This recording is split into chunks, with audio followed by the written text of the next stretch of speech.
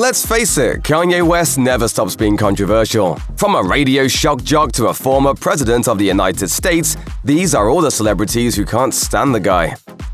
Rude, a bully, and someone who's completely out of touch. That's what Garbage lead singer Shirley Manson called Kanye West, now known as Ye, after he said that Beck shouldn't have won Album of the Year at the 2015 Grammys for Morning Phase.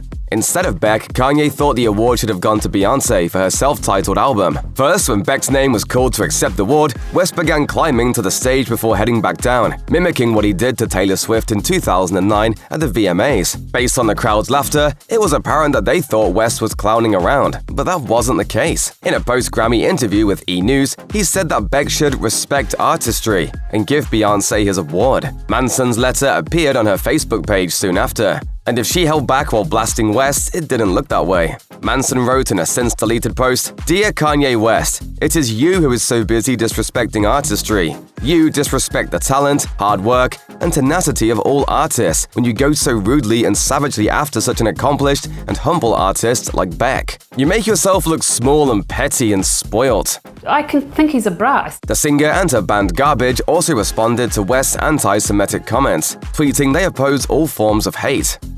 Trying to tally Kanye West's controversial statements through the years is like trying to count sand on the beach. But the rapper will probably always be criticized for what he said in 2018 at TMZ Live. When you hear about slavery for 400 years, that sounds like a choice. You were there for 400 years and it's all of y'all? It's like we're mentally in prison. The word backlash simply won't do to describe the responses that West received after his words, because celebrities, historians, news pundits, and everyday people alike reacted more than passionately. Chris Brown was one of those folks, and he called West a clown in a since-deleted Instagram post. Brown also told people not to follow the rapper down his negative path. Plus, in August 2021, the singer insulted West for leaving his verse off the song New Again, which was included on West's Donda album.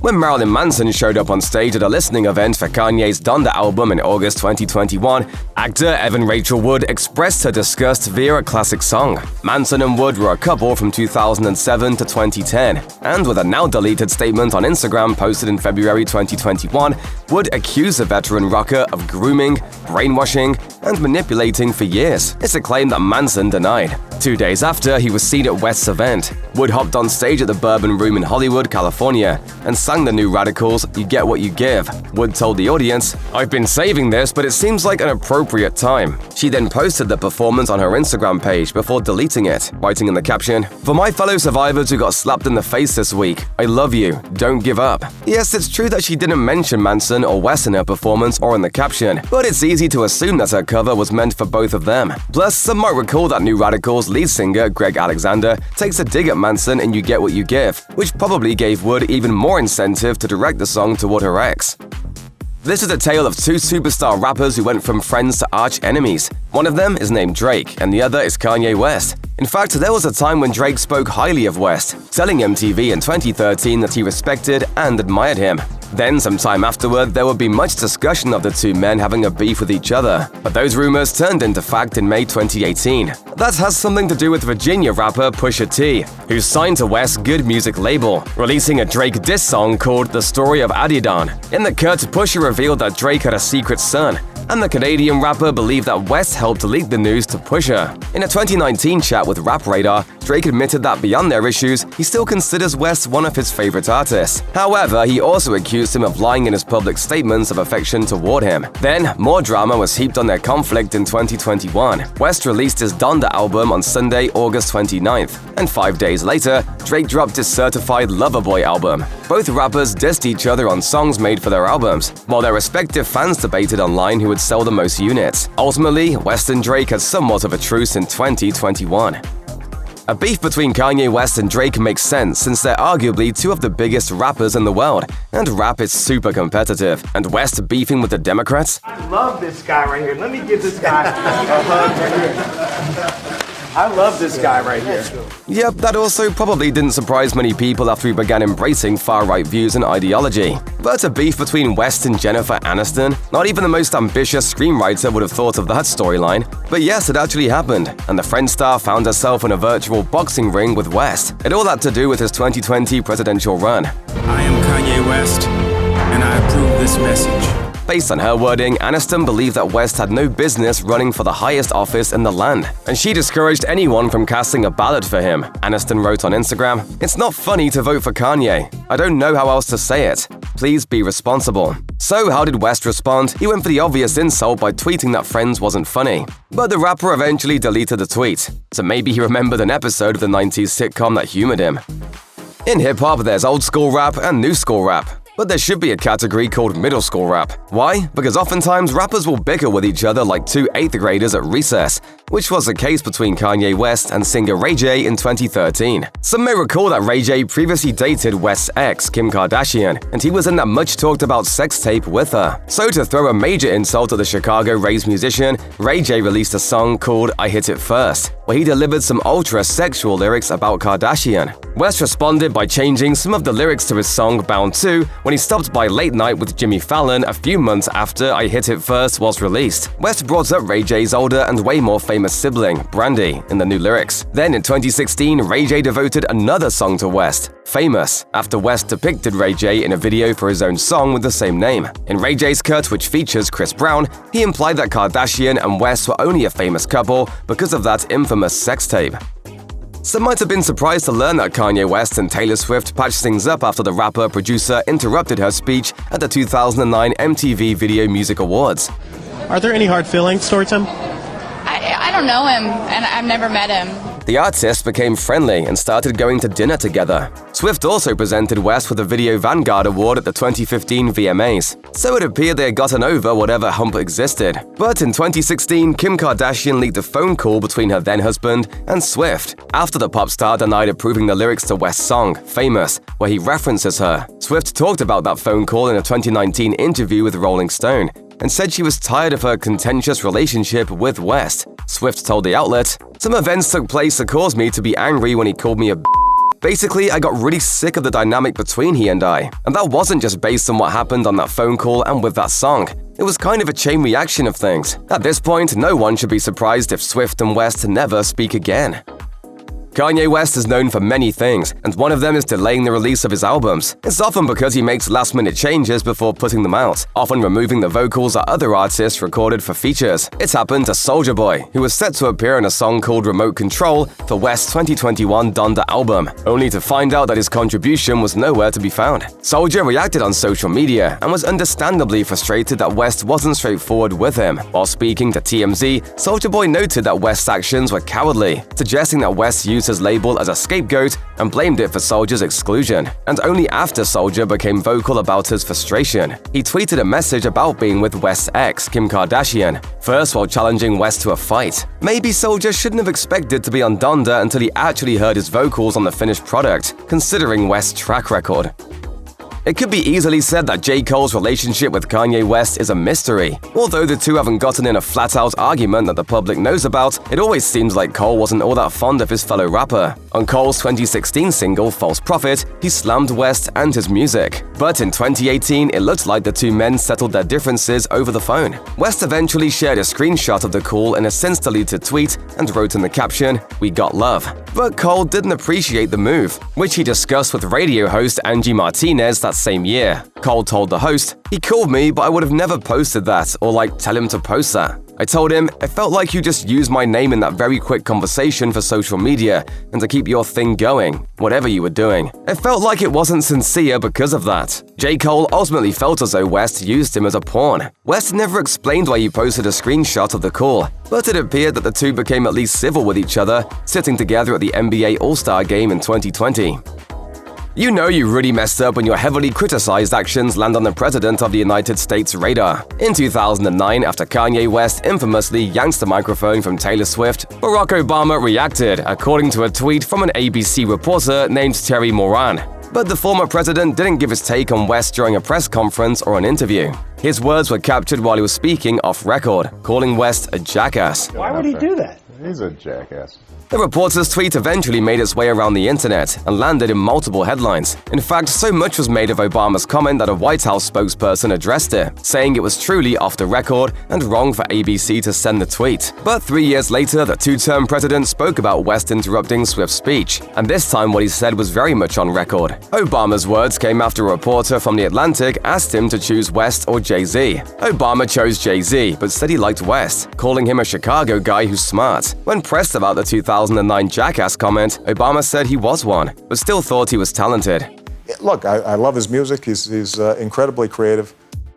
Being branded as the shock jock for much of his career, Howard Stern knows what it's like to be on the receiving end of heavy criticism. But in October 2022, it was his turn to show condemnation after Kanye West made disparaging remarks about the Jewish community. Stern, who's Jewish, let West have it on his Sirius XM show, while saying the rapper is using his diagnosed bipolar disorder as an excuse to express hate. Stern said on his show, "I'm really tired of people excusing his behavior by saying, well, he's just mentally ill. If he's so mentally ill, why don't they appoint a conservator over his money like they did with the poor Britney Spears?" The radio host played a portion of West's interview with News Nation's Chris Cuomo as well, and took issue that he complained about the media not referring to him as a billionaire. They always say the rapper.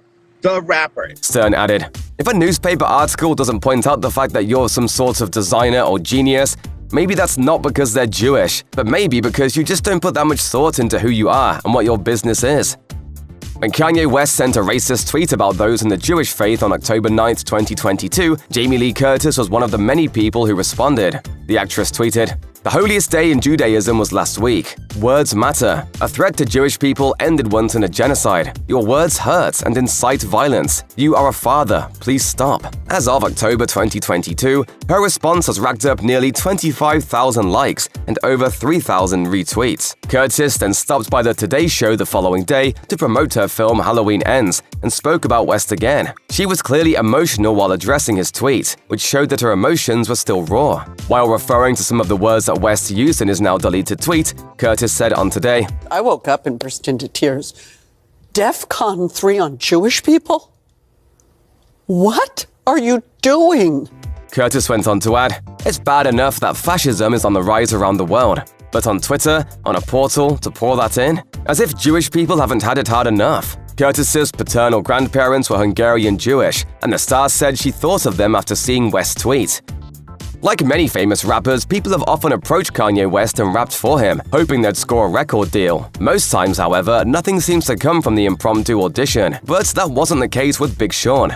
He approached West in 2005 and rapped for him while the Gold Digger artist left the 102.7 FM radio station. By 2007, Sean was signed to his Good Music record label. From outside appearances, the Detroit rapper has remained loyal to West since he hasn't criticized his polarizing speech. So Sean was probably shocked when West dissed him in November 2021 on the show Drink Champs. West said on the show, "The worst thing I've ever done was sign Big Sean. I know this man mama, bro. You know what I'm saying? I've changed this man's family." West went on to say that he didn't appreciate Sean not publicly supporting him when he ran for president in 2020. But Sean had his own Drink Champs interview that was released the following month and responded, saying, "At first I thought it was hilarious, then I took it personal. I'm the only artist who put out back-to-back-to-back number ones, platinum albums, double platinum albums, on Good Music." Elsewhere in the chat, Sean claimed that Good Music owes him about $6 million, which he found out after hiring an auditor.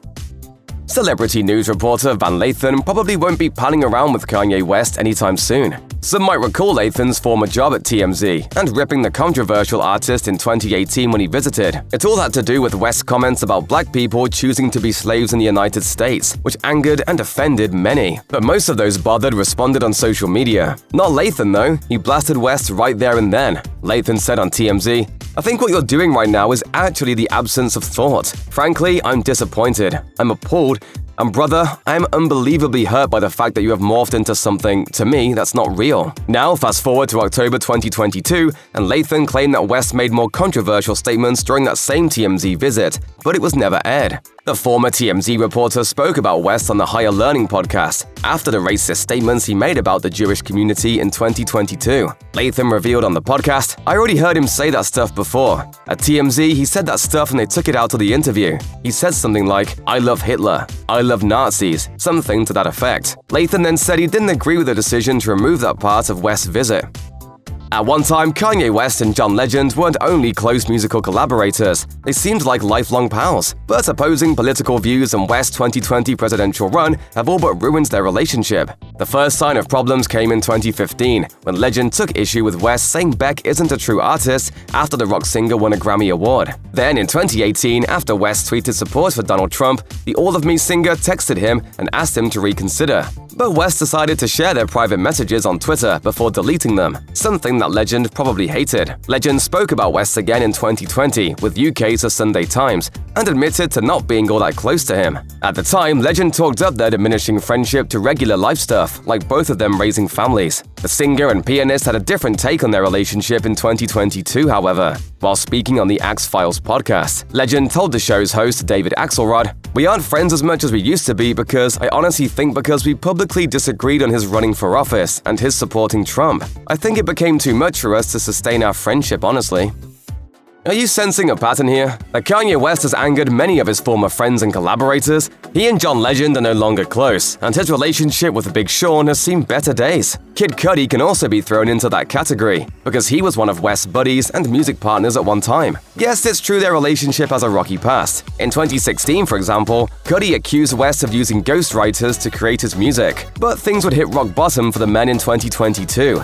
After West slammed Cudi for still being friends with Pete Davidson when the former SNL cast member was dating West's estranged wife Kim Kardashian.